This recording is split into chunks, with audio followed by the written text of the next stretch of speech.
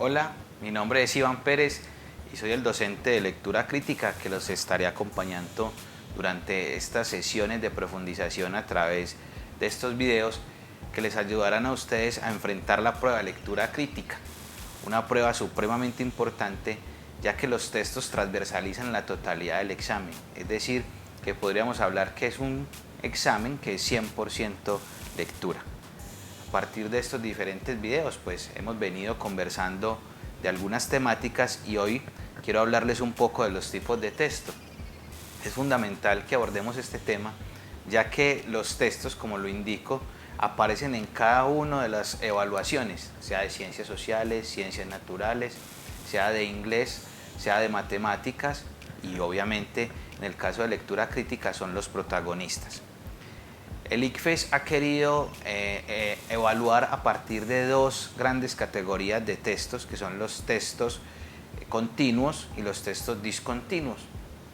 Cuando hablamos de textos continuos, nos referimos a los textos que ya conocemos de manera tradicional, es decir, los que están segmentados por párrafos, que dan una información continua, es decir, con oraciones, frases e ideas, y que son agrupadas casi siempre entre 2 y 3 párrafos. Cuando hablamos de textos discontinuos, nos referimos a aquellos que no solamente aparece texto, sino que van acompañados de imágenes en algunas ocasiones, como el caso de las caricaturas o un cómic también podría aparecer, y también aquellos que son presentadas la información de una manera más segmentada. Aquí hablamos de tablas, hablamos de infográficos, entre otros textos que no necesariamente la información aparece de una forma lineal. Para todos los casos es importante que nosotros sepamos de qué tipo de texto es el que estamos tratando, es decir, qué tipo de texto es el que estamos abordando en el momento de presentar la prueba. En general los textos tienen las mismas características en cuanto a una estructura general. Podríamos distinguir 3 características principales de los textos, y es que los tipos de textos no se dan de forma independiente, sino que se combinan y complementan.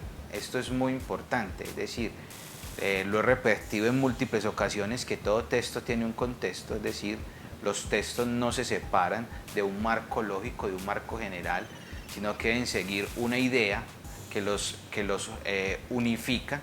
Aquí estamos hablando de que todo texto debe tener un sentido, y ese sentido es el que se desarrolla a lo largo de la disertación que hace el autor. Otro elemento es, así un texto narrativo siempre requerirá un texto descriptivo y el expositivo el argumentativo, o viceversa. ¿A qué voy con esto? Que si bien podemos definir unas características de acuerdo a las tipologías textuales que más adelante miraremos, un texto puede depender de otro, es decir, no quiere decir que un texto expositivo no pueda tener descripciones, o que un texto narrativo no pueda exponer una información, y obviamente un texto argumentativo siempre debe partir de una información, es decir, de una exposición. En este orden de ideas, las tipologías textuales no difieren, por el contrario, se complementan.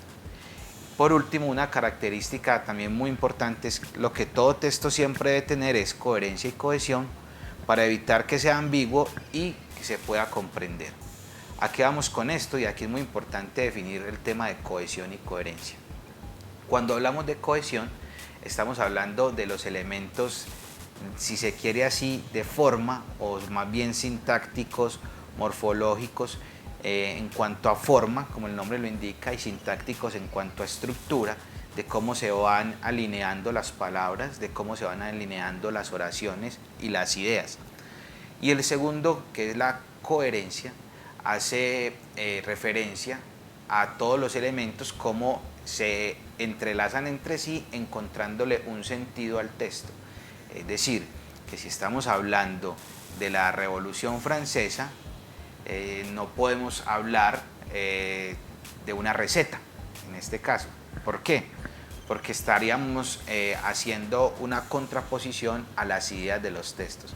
Entonces es muy importante que tengamos esto claro. Los textos deben estar o deben interpretarse desde la cohesión y desde la coherencia, y no solo interpretarse, sino también escribirse, es decir, elementos, cómo se concatenan los elementos y qué significan los elementos que van apareciendo en los diferentes textos. En próximas sesiones podemos ir mirando la complejidad y también las características que tienen cada una de las tipologías textuales, llámese narrativo, descriptivo, expositivo o texto argumentativo.